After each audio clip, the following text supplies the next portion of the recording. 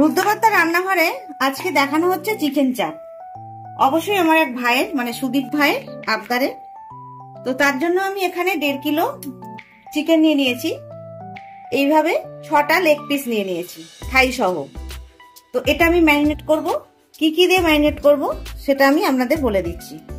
এখানে আছে 4টে পেঁয়াজ মিডিয়াম সাইজের, আর এখানে আছে 8টা কাঁচা লঙ্কা। লঙ্কাগুলো খুব যে ঝাল আছে তা না। আর এখানে আছে 24 কোয়া রসুন, 3 ইঞ্চি আছে আদা। আচ্ছা, এখানে আছে 50 গ্রাম কাজু বাদাম, 2 টেবিল চামচ আছে চালমগজ, আর 4 চামচ আছে পোস্ত, আর এখানে আছে 200 গ্রাম টক দই। টোটাল সবটা নিয়ে আমরা পেস্ট করব, একদম মসৃণ পেস্ট করে আমি ফিরে আসছি। সবকিছু একসাথে দেখুন সুন্দরভাবে পেস্ট করে নিয়ে চলে এসেছি। এবার এই চিকেনের মধ্যে আমি এই পেস্টটা দিয়ে দেব। সমস্ত পেস্টটা দিয়ে দিয়েছি। গুঁড়ো মশলা দেব। এখানে হচ্ছে মরিচ, সেটা আমি দিলাম 1 চামচ।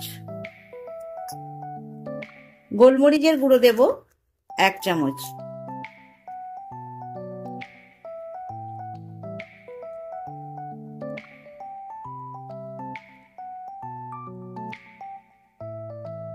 গরম মশলা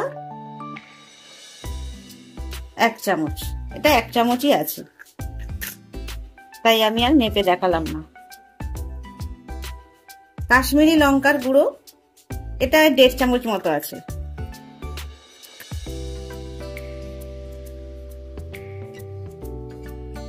এখানে জায়ফল আছে,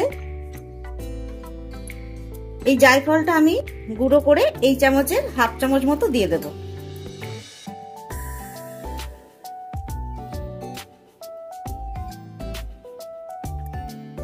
দেয়া হয়ে গেছে। এবার এর মধ্যে দেব ফ্রেশ ক্রিম। এটা ওই 3-4 চামচ মতো দিয়ে দিলাম। এই সবটাই লেগে যাবে, এটা যা আছে 4 চামচ মতো। আমার যা পরিমাণ, এখানে 6টা লেগ পিস নিয়েছি থাই সহ, তাতে এতে 3-4 চামচ হবে। সবটাই দিয়ে দিলাম। আপনারা আপনাদের পরিমাণ মতো দিয়ে দেবেন, মানে যদি মাংসের পরিমাণ কম থাকে এটাও কমিয়ে দেবেন। এখানে এলাচের গুঁড়ো আছে, সেটা আমি 1/2 চামচ দিয়ে দিলাম। অল্প একটু জয়িত্রীর গুঁড়ো দিলাম। স্বাদ মতো লবণ দিয়ে দিলাম।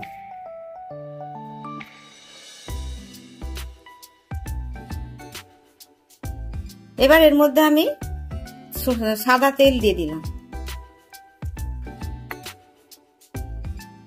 ওই 2 চামচ মতো দিলেই হবে।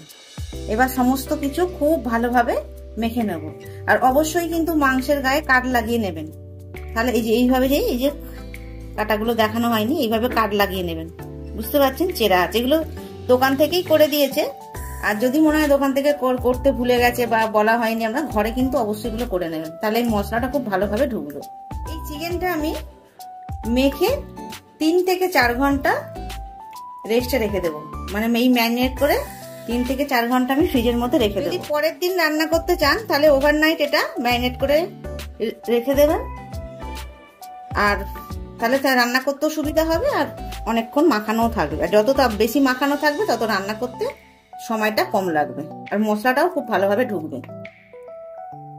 তো এটা আমি 3 ঘন্টার মতো ঢেকে রেখে দেবো নর্মাল ফ্রিজে। 3 ঘন্টা হয়ে গেছে, এটা আমি ম্যারিনেট করে রেখে দিয়েছিলাম। এবার আমি রান্নাটা বসাবো। এখানে আমি একটা বড় কড়া নিয়েছি। এটা যদি ছড়ানোর জায়গা হলে ভালো হয়, কিন্তু সেই অত ছড়ানোর জায়গা আমার কাছে নেই। তো আপনাদের কাছে থাকলে ওই রকমই পাত্রে রান্নাটা করবেন। তো আমার কাছে একটা বড় কড়া ছিল, তাতেই করছি। আমি এখানে 4 চামচ মতো ঘি দিয়ে দেব, কারণ মাংসের পরিমাণটা আমার অনেকটাই, তাই একটু বেশি করে ঘি লাগবে। এতে কোনো কিছু ফোড়ন দেওয়ার প্রয়োজন নেই।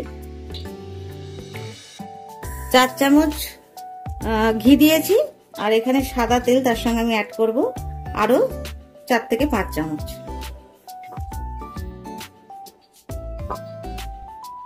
তেল আর ঘিটা খুব ভালোভাবে গরম হয়ে গেছে।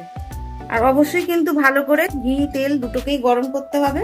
আর এবারে যে চিকেনের পিসগুলো আছে, এতটা আমি যে ম্যারিনেটেড মশলা সেটা দেব না, চিকেনগুলো তুলে তেলের মধ্যে ছাড়ব,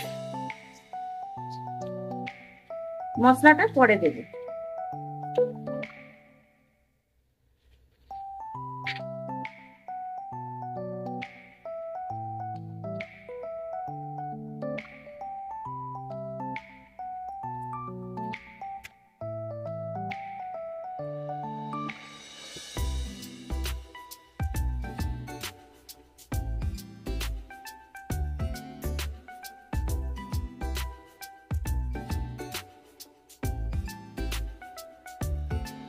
এটাকেও জায়গা করে দিতে হবে, একটু খুঁটি দিয়ে আমি ঠিক করে নিচ্ছি। একটু সরিয়ে সরিয়ে দিয়ে সব চিকেন গুলো এক পিঠ প্রথমে লাল করে ভেজে নেব।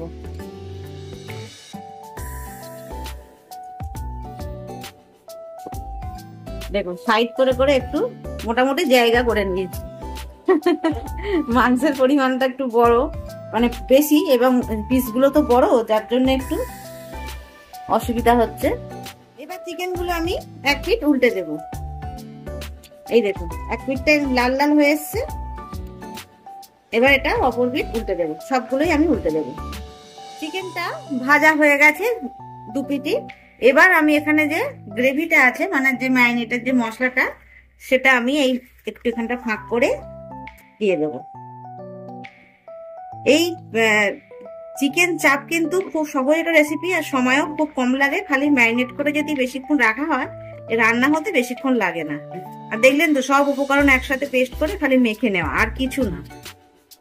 আর খুব যে অনেক অনেক মশলা তাও না। এবার এগুলো ধুয়ে আমি অল্প একটু জল দেব, মশলাটা একটু কষিয়ে নেব। মানে কষানো হয়ে গেছে প্রায় 2 মিনিট মতো, আমি আস্তে আস্তে এইভাবে নাড়িয়ে নাড়িয়ে দিয়েছি। দেখুন তেলটা চারপাশ থেকে ছেড়ে যাচ্ছে। আর এখানে আমি মশলা দেওয়া জল অল্প করে একটু দিয়ে দেব। খালি চিকেনটা সিদ্ধ হবে, ব্যাস এটুখানি সময় লাগবে। এছাড়া কিন্তু রান্নাটা বেশি বাকি নেই, খালি চিকেনটা সিদ্ধ হবে। আমি একটু ঢেকে দেব। এটা মোটামুটি চিকেন সিদ্ধ হয়ে এসেছে। এই সময় আমি গোলাপ জল আর কেওড়া জলটা দিয়ে দেব, কারণ এই সময় দিলে যতটা বাকি আছে চিকেন সিদ্ধতে প্রত্যেকটা মানে চিকেনের মধ্যে ফ্লেভারটা ঢুকবে, তার জন্য আমি এই সময়তেই দিয়ে দেবো। আর নুনটা অবশ্যই একবার চেক করে নেবেন, আমার চেক হয়ে গেছে। কেওড়া জল ওই 1 চামচ দিলাম, আমি আন্দাজ করেই 1 চামচ মতো দিয়ে দিলাম। ছোট চামচের কিন্তু, একদমই বড় চামচ, উগ্র গন্ধটা ভালো লাগবে না। এর মধ্যে কিছুই দেওয়ার নেই, নুন ঠিক আছে, সবকিছু একদম পারফেক্ট। খালি চিকেনটা সিদ্ধ হবে আর গ্রেভিটা আর একটু শুকনো হয়ে যাবে, ব্যাস আমাদের রান্না কিন্তু রেডি। খুব বেশি সময় যায় না, আগেই বলেছি। আর দেখুন কালারটাও খুব সুন্দর এসছে, একদম রেস্টুরেন্ট স্টাইলে হয়েছে কালার। আমাদের রান্না রেডি, মানে প্রায় রেডির দিকেই। আমি আরো 7 থেকে 8 মিনিট ঢেকে রেখে দেবো, একদম চিকেনটা খুব ভালোভাবে সিদ্ধ হয়ে যাবে।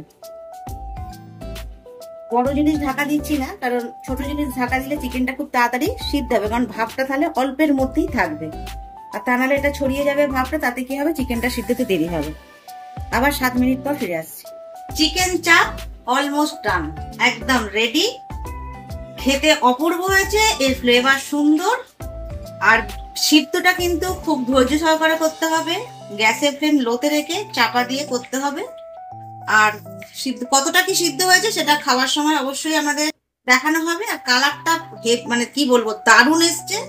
মানে আশা করছি রেস্টুরেন্টের মতো কি তার থেকেও হয়তো ভালো হয়েছে, কারণ আমরা যখন ঘরে বানাই আমরা কিন্তু একটু বেটার কিছু দিয়ে বানাবার চেষ্টা করি, বেশি পরিমাণে সবকিছু। কারণ দোকানে তো যতই হোক এতটা হয়তো কিছু দেয় না, হয়তো দেয়, কিন্তু আমি বাজারে মানে রেস্টুরেন্টে অনেকবারই খেয়েছি।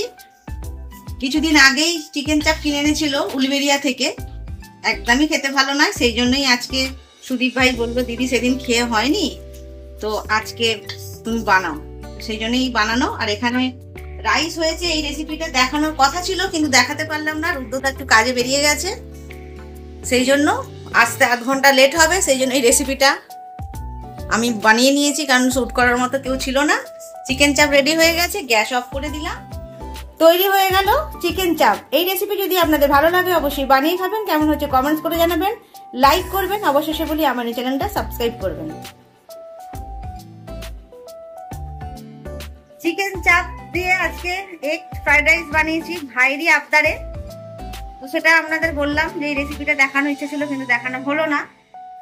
তো যাই হোক, চিকেন চাপ দিয়ে এগ রাইস খেয়ে দেখো ভাই কেমন হয়েছে, তোমারই আবদারে বানানো। অনিস খেয়ে দেখ কেমন টেস্ট করে, দেখ কেমন মা পেরেছে কি। এরা অবশ্য আমি এরা বানিয়েছে অনেক আবদার। মাংসটা কতটা সফট হয়েছে দেখো।